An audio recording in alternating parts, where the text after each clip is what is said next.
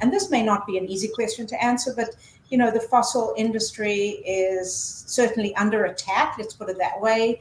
Oil rigs, oil in general. Tell us a little bit about that, and how are you dealing with it at your company and also individually? Because I'm sure that whenever you stand in public, people ask you questions about energy saving. Sure. It's a question that does come up a lot. And I think early in my career, people used to say, thank you for working in oil and gas and being out there, no matter what the weather conditions, to provide people with energy. And, now there's a lot more questions about the use of the fuel itself. And, I think we need both clean environment and, responsibly sourced and, plentiful, secure energy sources. I don't know if people realize, if we all do as a country, that 80% of the energy used in the U.S. right now is fossil fuels. And even in 2050, almost 30 years from now, the Energy Information Administration, they are forecasting that it'll still be something like 75% of our electric power generation is going to come from fossil fuels and nuclear. So, in my view, it's something that we all need, whether you realize you're using it or not. And so, like a barrel of oil, people can think about that and they think, oh, well, that's gasoline or jet fuel or diesel. Well, maybe half of it is. And the other half of that barrel goes into all kinds of things that people don't think about. It goes into protective gloves for medical workers. Things go into pharmaceuticals, makeup, perfume, bicycle tires, almost any kind of sporting activity you do. If you're using a tent, if you're using ski boots, if you're wearing any kind of clothes that aren't made from silk or wool, those have hydrocarbon parts in them. So I think it's important for everybody to realize that as a society, for this modern life, if we want to continue that, we have to figure out how to do that as responsibly as we can. My company is working to get a portion of our gas certified as responsibly sourced. We're in that process right now, and I think that's important. I think end users want to know where their energy came from.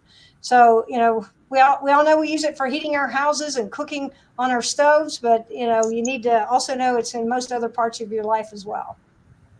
Yeah, that's amazing. Well, look, I just can't even visualize being on an oil rig. So, Diane, I think you need to bring some pictures for us, and maybe we'll try and pop them into the B-roll for the next time we have you on.